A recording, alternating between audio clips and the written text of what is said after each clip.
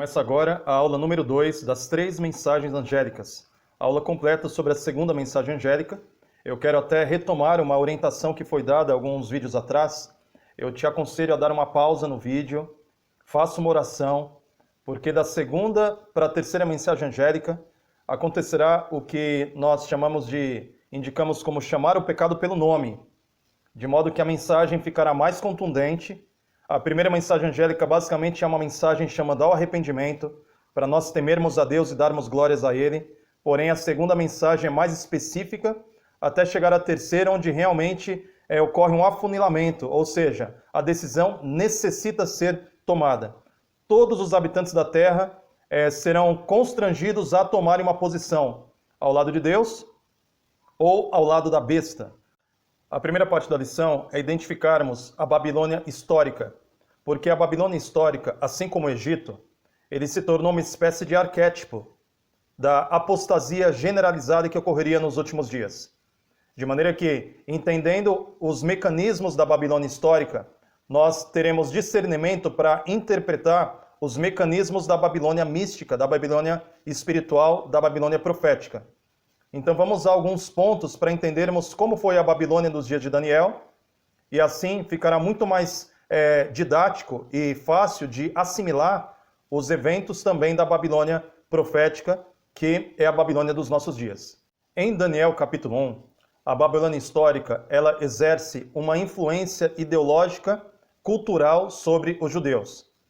Nabucodonosor invade Jerusalém e leva consigo os príncipes de Judá. Obviamente, muitas pessoas foram mortas. De acordo com o livro de Jeremias, 4.600 judeus entraram na Babilônia. E Nabucodonosor, o rei da Babilônia, instituiu que os nomes dos judeus fossem trocados, a alimentação deles também fosse alterada, tanto que essa foi a primeira prova de fé de Daniel, os amigos dele, porque eles, diferentemente dos demais, decidiram que algo assim: o rei pode mudar nosso nome, o rei pode nos tirar da nossa terra, o rei pode nos escravizar, mas eles decidiram que não comeriam das iguarias do rei. Ou seja, eles manteriam os seus princípios religiosos. Essa foi o primeiro sinal diante dos homens e também a primeira evidência diante do céu de que nós estaríamos diante de 4 homens, 4 jovens, que tinham valores bem enraizados, que tinham princípios sólidos, e que eles não estavam dispostos a se sujeitarem, a mudarem a sua alimentação, correndo o risco de comerem alimentos imundos, alimentos que continham sangue, gordura, entre outros princípios que as Escrituras apresentam que o povo de Deus deve se abster. Então, nesse primeiro capítulo, vemos que uma das características da Babilônia histórica foi mudança de nome, mudança de cultura, mudança alimentar, ou seja, a Babilônia histórica tinha interesse em mudar o comportamento do povo de Deus. Essa mesma característica da Babilônia histórica será percebida na Babilônia espiritual. Em Daniel capítulo 2, vemos que Babilônia era a cabeça de ouro. O que isso significa? Que a partir dos dias de Daniel, iniciou-se uma contagem regressiva para o fim do mundo. Antes da Babilônia, já haviam existido outros impérios, como o Egito, que foi o primeiro império dessa terra. Porém, Daniel começa a contar ali da Babilônia. Depois da Babilônia surgiriam outros impérios, compondo a estátua do sonho profético de Nabucodonosor. E sendo Babilônia a cabeça de ouro, nos dá muitas evidências, indicações de como se comportaria a besta do mar e também a Babilônia dos dias que João profetizou. A cabeça de ouro, sendo Babilônia, ela tinha uma predisposição para assinar decretos de morte. O rei convocou os sábios e os magos para que interpretassem o sonho, e ele pediu algo que não está no escopo de habilidades humanas, porque ele pediu que as pessoas contassem o sonho e interpretassem o sonho. O rei era um homem inteligente, ele já estava percebendo que os religiosos de sua época o enganavam, e ele, com o intuito de evitar que fosse enganado, ludibriado, ele ordenou que eles contassem o que o rei tinha sonhado. Veja, é algo completamente impossível do ponto de vista humano. E nesse contexto, ele decretou que toda aquela casta religiosa fosse exterminada, ou seja, fosse morta. Deus interviu, Daniel contou e interpretou o sonho, e foi livrado do decreto de morte. Mas nós vemos aí uma predisposição. Babilônia histórica tem a inclinação para fazer decretos de morte, ou seja, a Babilônia tanto histórica quanto a Babilônia espiritual, ela é implacável e ela é capaz de matar. Um outro elemento que nós vemos em Daniel 2 é que a Babilônia histórica trabalhava com um sistema de honrarias, de maneira que, assim que o rei teve o seu pedido atendido, ele exaltou Daniel e os seus amigos. Essa é uma característica da Babilônia. Ela trabalha com princípios de honras, de status, ela procura exaltar a figura humana. Não é à toa que uma contrapartida, uma espécie de reação contra a Babilônia, acabou reforçando os próprios princípios que ela mesma estabeleceu. O humanismo, o antropocentrismo, o existencialismo, todas essas vertentes ideológicas e filosóficas nada mais são do que uma exaltação do homem, algo que já foi previsto na Babilônia histórica, é uma das ferramentas da Babilônia espiritual e é algo que infelizmente vai contra o Evangelho. Porque uma espécie de síntese do Evangelho é a seguinte: todo aquele que se exaltar será humilhado, e todo aquele que se humilhar será exaltado. Isso aconteceu no grande conflito. Satanás se exaltou no céu e foi expulso do céu e atirado à terra, humilhado diante das nações. Jesus Cristo, por sua vez, era exaltado no céu, veio como homem, se humilhou na terra e depois foi exaltado acima de todos os nomes. Essa é uma síntese do Evangelho. Portanto, no capítulo 2 vemos que Babilônia trabalha com decretos de morte e Babilônia trabalha com sistemas de recompensa, de honrarias, de competição. Ela estimula as vaidades humanas, ela estimula o princípio de sermos o primeiro, de buscarmos os primeiros lugares, de buscarmos supremacia. Babilônia atiça e estimula as vaidades humanas. Em Daniel capítulo 3, vemos um elemento muito importante a respeito da Babilônia histórica, porque ela promove luz a respeito da Babilônia descrita em Apocalipse 13 e Apocalipse 17. Qual é a característica? A característica da união entre igreja e Estado. A pessoa de Nabucodonosor, sendo o rei da Babilônia, ele mandou que fosse erguida uma estátua de ouro, como uma espécie de rebelião à revelação dada por Daniel, porque Daniel havia dito no capítulo 2 que o rei Nabucodonosor era a cabeça de ouro. Depois dele viria um tronco de prata, depois um quadril de bronze, uma perna de ferro e, por fim, pés de estátua, sendo formado por uma união entre barro e ferro. Porém, rebelando-se contra a revelação divina, o rei Nabucodonosor estabelece uma estátua toda composta de ouro, querendo anunciar diante de todas as nações que o reino dele não passaria. Sendo que, em oposição, a revelação de Daniel capítulo 2 indica, pelo contrário, que o reino que não passaria seria o reino dos céus, representado por uma pedra que bate contra os pés da estátua e destrói todas as nações desse mundo. Muito bem. E quando Nabucodonosor estabelece essa estátua de ouro, ele determina que todo aquele que não adorar a estátua, não se curvar diante da estátua, seja morto e seja atirado na fornalha ardente. Nesse episódio histórico, nós conseguimos entender muito melhor Apocalipse 13. Porque haverá uma repetição desse fenômeno. Um chefe de Estado, o rei Nabucodonosor, na Babilônia histórica, nos dias de Daniel, colocou sobre si insígnias religiosas, fazendo uma união entre igreja e Estado. E através dessa união igreja e Estado, quem não adorasse a imagem de Nabucodonosor seria morto. Em Apocalipse 13, quem não adorar a imagem levantada pela besta da terra será também condenado à morte. Então percebemos que a história se repetirá nos mesmos moldes, união entre igreja e Estado, decretando a morte daqueles que preferirem adorar a Deus ao invés de adorar a besta e a sua imagem. Em Daniel capítulo 4, percebemos um contraste entre a loucura dos homens e a sabedoria de Deus. O rei Nabucodonosor, após sedimentar o seu império, o seu reino, ele se envaideceu, se encheu de orgulho, de vaidade pelas construções da mão dele, sendo que, sem sombra de dúvida, Deus levantou Nabucodonosor como uma espécie de juízo contra as demais nações, e Nabucodonosor se rebelou contra a revelação de que Deus é que levanta os impérios. Porque Daniel disse isso a ele. Daniel mostrou às nações dizendo: Deus levanta e derruba as nações, ou seja, existe um Deus acima de ti. Ele já havia percebido isso na fornalha ardente, porque Deus livrou os amigos de Daniel, Nabucodonosor já havia percebido isso no sonho profético, porque somente Deus poderia revelar o sonho dele e interpretá-lo. Porém, em Daniel capítulo 4, o rei Nabucodonosor se enche de orgulho. Orgulho é o sentimento mais satânico que existe, porque Satanás se orgulhou no céu e nós devemos lutar contra o orgulho, inclusive lutarmos contra os elogios. Um instrumento de Satanás muitas vezes é o elogio, porque através do elogio ele consegue uma via para o coração humano e prende através da vaidade, e muitas vezes o elogio é o princípio da ruína. Muito bem, então em Daniel 4, o rei Nabucodonosor se envaidece, se orgulha de si mesmo, e ele é simplesmente humilhado. Ele acaba contraindo o que hoje a ciência chama de licantropia, que é uma doença que faz com que o sujeito se comporte de um modo animalesco. E ele permaneceu durante 7 tempos, um período de 7 anos. Em profecia, tempos representa anos.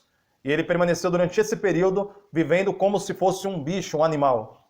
Demonstrando através de Daniel 4 que, enquanto a Babilônia, uma das características da Babilônia seria o envaidecimento pessoal, seria o orgulho e a arrogância diante de Deus. E definitivamente, toda arrogância será humilhada, será abatida, porque o orgulho é a lógica do diabo, o orgulho não é a lógica de Deus. Jesus, sendo Deus, não se orgulhou de ser Deus. Pelo contrário, Jesus se humilhou. E por sua vez, Satanás, sendo um anjo, ele quis ser Deus. Observe o contraste. Portanto, em Daniel 4, vemos que uma das características da Babilônia é o orgulho, é o envaidecimento, é a autoexaltação, e Deus não suportará os pecados da Babilônia por muito tempo. Em Daniel capítulo 5, percebemos a taça transbordando de pecado da Babilônia. A Babilônia, no capítulo 5, simplesmente transborda a misericórdia de Deus, demonstrando um completo desrespeito com tudo que é santo, com tudo que é sacro, com tudo que se chama Deus e é objeto de culto, fazendo inevitavelmente uma ligação direta com o escrito de Paulo em 2 Tessalonicenses capítulo 2, quando ele diz que o homem do pecado se voltaria contra tudo que se chama Deus. Muito bem, em Daniel capítulo 5, o neto de Nabucodonosor, ele de fato, ele organiza uma orgia, uma festa com mulheres, concubinas, generais, homens de sucesso, e reúne todos eles e estabelece uma festa, e determina que o vinho seja servido em taças de ouro que eram utilizadas dentro do templo de Salomão, que havia sido confiscada décadas antes. Muito bem. Quando ele faz isso, definitivamente não há mais como Deus suportar os pecados de Babilônia, e ocorre um evento sobrenatural que acaba se tornando um emblema para todas as gerações depois de Daniel. No meio da festa, quando o rei, seus comandantes, suas mulheres e amantes estavam ali se embebedando, surge uma mão sobrenatural e escreve na parede uma mensagem de juízo, dizendo: Mené, Mené, Tekel, Parsim. Há uma intuição de pecado por parte de todos os convidados. O capítulo 5 descreve que os joelhos do rei batem um contra o outro, porque ele percebeu que ali havia um juízo divino sobre ele. Então, no último ato de honra pessoal, ele ordena como rei que venha até a sua presença o profeta Daniel. Ele oferece honras, porque essa é uma característica de Babilônia. E Daniel, sendo um homem experimentado, sendo um profeta de Deus, ele recusa aqueles presentes. E imbuído de sabedoria divina, ele interpreta as palavras escritas na parede, dizendo: O rei, foste pesado na balança e achado em falta. Nesta mesma noite tu morrerás. Então, o capítulo 5 de Daniel mostra que Babilônia chegaria até um limite dos seus pecados e por conta dos seus pecados cairia. Vemos também que haverá um juízo sobre Babilônia e todos aqueles que são coparticipantes dos seus pecados. Eis a razão pela qual existe um clamor para sairmos da Babilônia. Porque tanto o rei quanto os seus convidados, todos aqueles que desfrutarem dos prazeres da Babilônia e beberem o vinho da Babilônia, serão tidos em falta. e serão exterminados.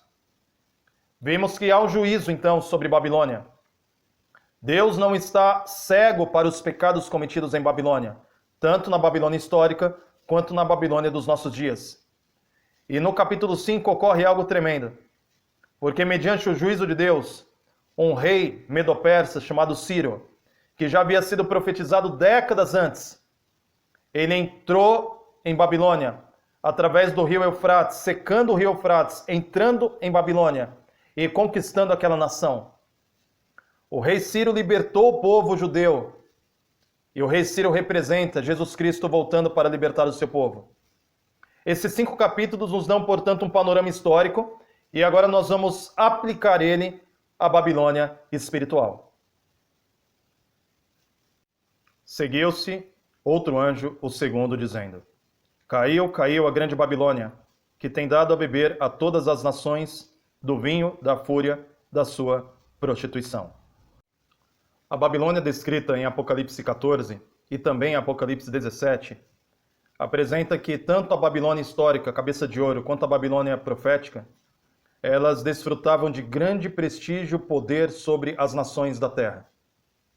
A Babilônia descrita em Apocalipse, ela é apresentada como sentada sobre muitas águas. E no capítulo 17, essas águas são representadas por multidões, nações, povos e línguas, de maneira que a Babilônia tem domínio sobre as nações e até mesmo sobre os reis da terra. Ela tem forte influência.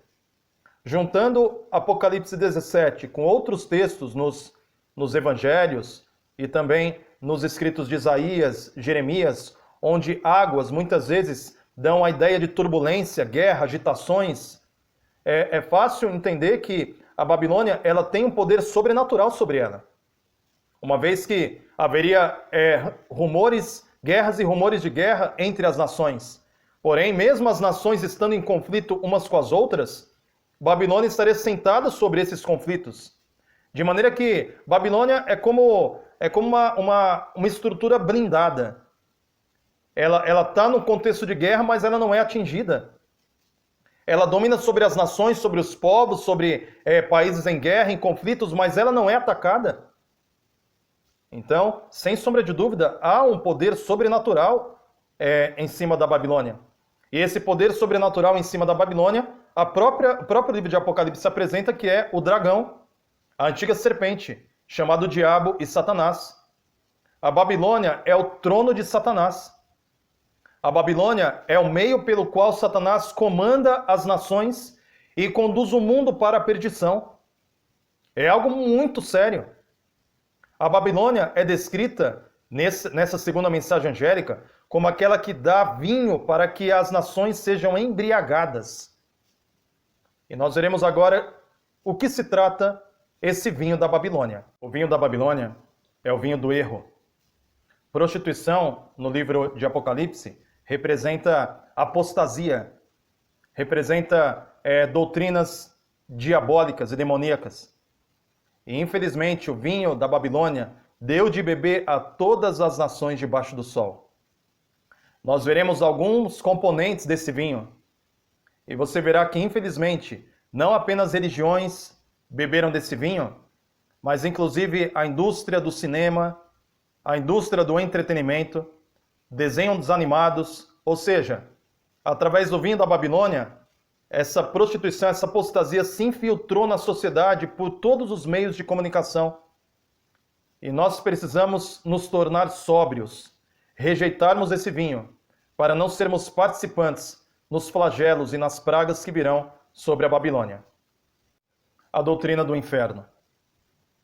O livro de Apocalipse fala sobre um lago de fogo, em concordância com o próprio Jesus Cristo, que também já havia alertado sobre um lago de fogo. O maravilhoso nos evangelhos é que Jesus diz que o lago de fogo não foi preparado para homens, para seres humanos. Foi preparado para o diabo e seus anjos. De maneira que o homem não está predestinado ao inferno. Muito pelo contrário. A predestinação em Cristo é para a vida eterna. Irão para o inferno tão somente aqueles que definitivamente rejeitarem a graça, rejeitarem o evangelho, se recusarem a ouvir a verdade e deliberadamente, voluntariamente, mediante o endurecimento do coração, agirem como um faraó diante das pragas do Egito e decidirem por si mesmos que querem a todo custo viver a sua própria vontade, em vez de viver a vontade de Deus. E no que diz respeito ao inferno, o livro de Apocalipse apresenta que lago de fogo e enxofre é uma metáfora para a segunda morte. Veja, de acordo com a carta de Paulo aos Hebreus, em concordância com todas as Escrituras, ao homem foi dado morrer uma única vez, vindo depois disto o juízo. Pois então, os rebeldes, eles morrerão a morte natural, essa primeira morte que os cemitérios estão cheios, porém eles ressuscitarão para ouvirem o julgamento, serão julgados e achados em falta, e definitivamente morrerão a morte eterna, ou seja, um aniquilamento. Deus, até mesmo na justiça de Deus, no juízo final, Deus será misericordioso, ou seja, os ímpios, os que rejeitaram o Evangelho, aqueles que transpassaram a Cristo, Judas Iscariotes, entre outros tantos que definitivamente não aceitaram a graça de Deus, eles viverão outra vez na segunda ressurreição, porque haverá duas ressurreições.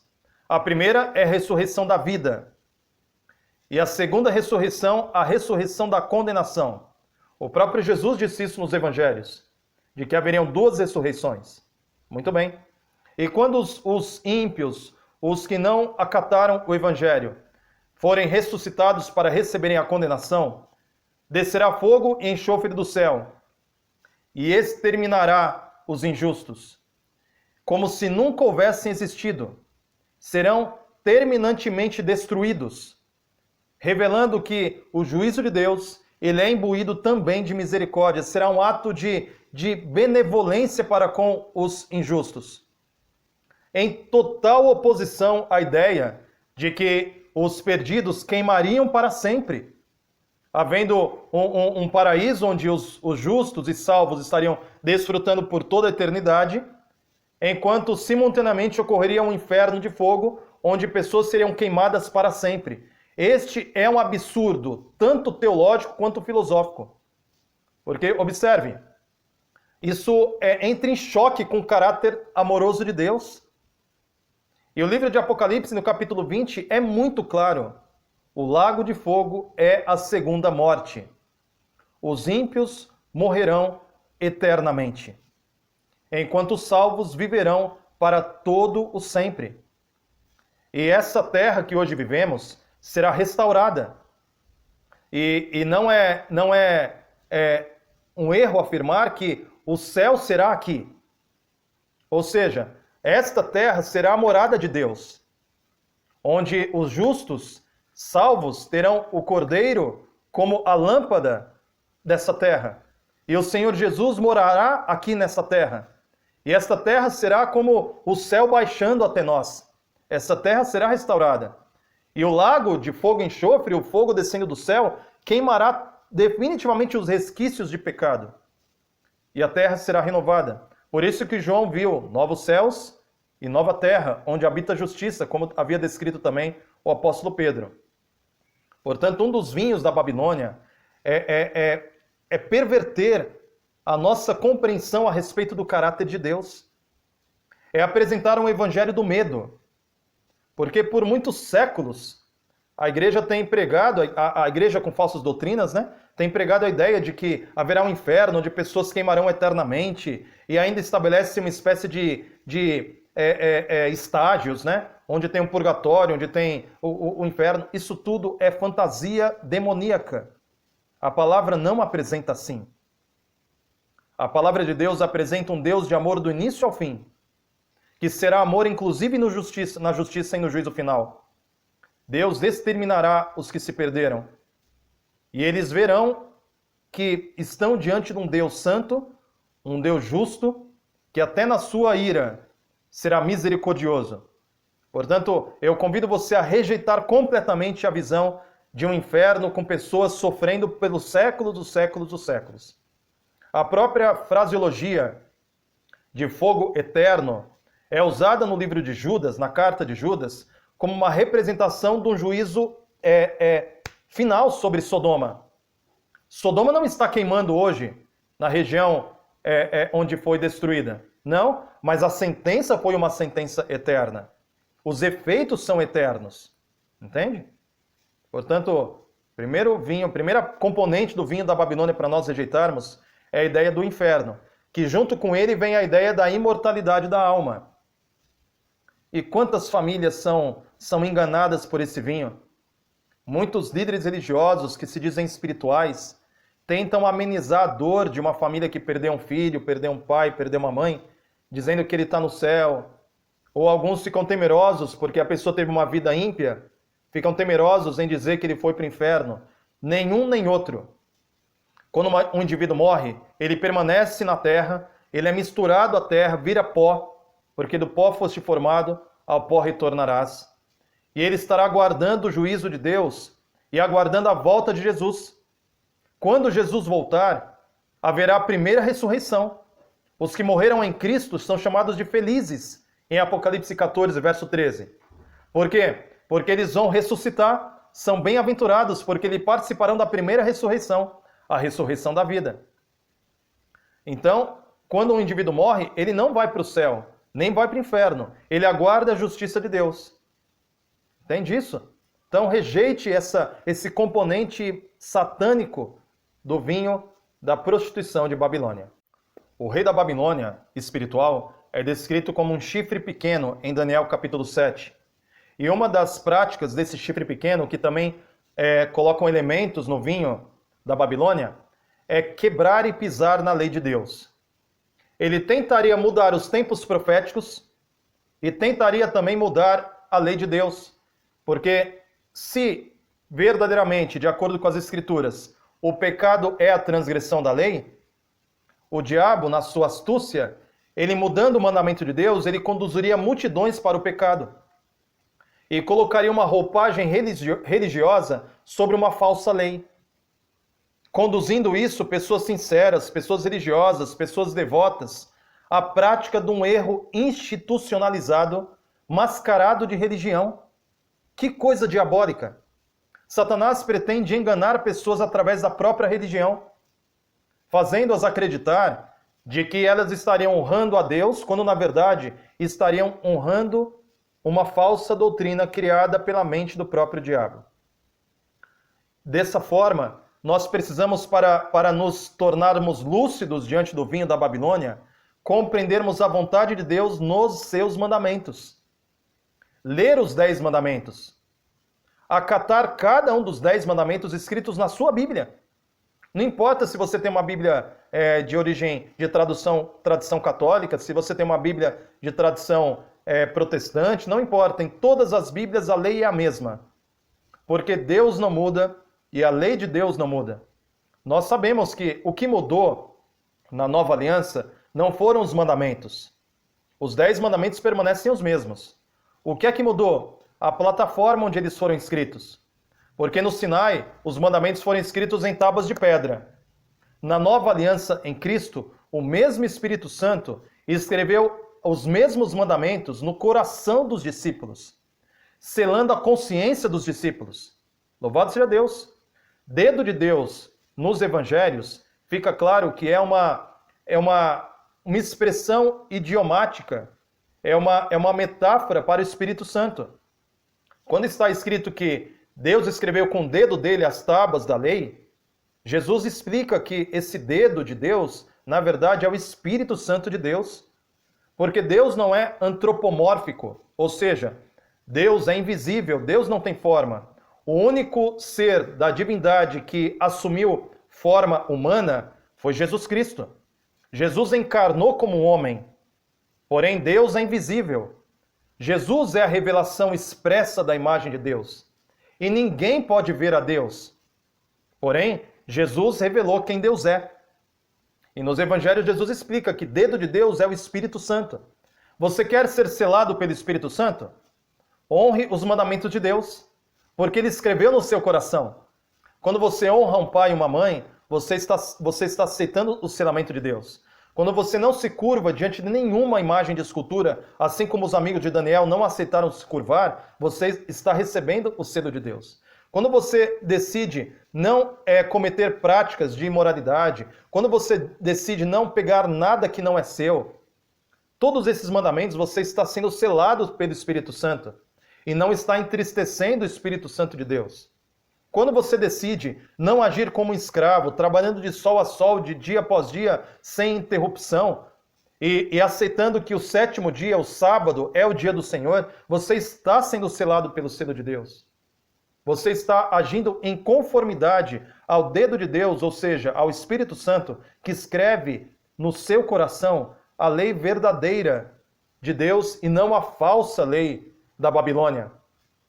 Portanto, meu querido, eu convido você a aceitar ser selado pelo Espírito Santo, obedecendo aos mandamentos de Deus, porque, como disse Pedro, mais importa obedecer a Deus do que obedecer aos homens. Eu concluo essa aula número 2 mencionando um dos textos mais bonitos do livro de Daniel, quando no capítulo 1, verso 8, os amigos de Daniel, junto a ele, dizem o seguinte: resolveu Daniel firmemente não contaminar-se com as finas iguarias do rei, nem com o vinho que ele bebia. Então pediu ao chefe dos eunucos que lhe permitisse não contaminar-se. Que texto maravilhoso! Daniel decidiu no seu coração firmemente não contaminar-se com o vinho do rei da Babilônia. E a minha pergunta para você é: qual a sua decisão? Você quer permanecer bebendo o vinho e se embriagando com as falsas doutrinas da Babilônia? Ou você deseja honrar a Deus, obedecer aos seus 10 mandamentos, seguir a vontade do Senhor, dizendo até mesmo como o salmista, pedindo para que os malfeitores afastassem dele porque ele queria obedecer os mandamentos de Deus? Essa deve ser a nossa vontade. Essa deve ser a nossa decisão. Na verdade, se você chegou até aqui, é o Espírito Santo que já está efetuando em você tanto querer quanto efetuar. Eu acredito que a obra da salvação é uma obra de Deus em nós. Portanto, tome a decisão ao lado da verdade e ande sóbrio na vida, sem vinhos alcoólicos espirituais, sem se sujeitar ao jugo do rei da Babilônia. Vamos viver como Daniel viveu, para honrarmos ao Senhor. Essa foi a aula número 2. Se inscreva no canal, curta e compartilhe, para que mais pessoas possam se afastar das bebidas dessa cidade espiritual demoníaca e nos voltarmos completamente a Deus. Que o Senhor te abençoe e te guarde.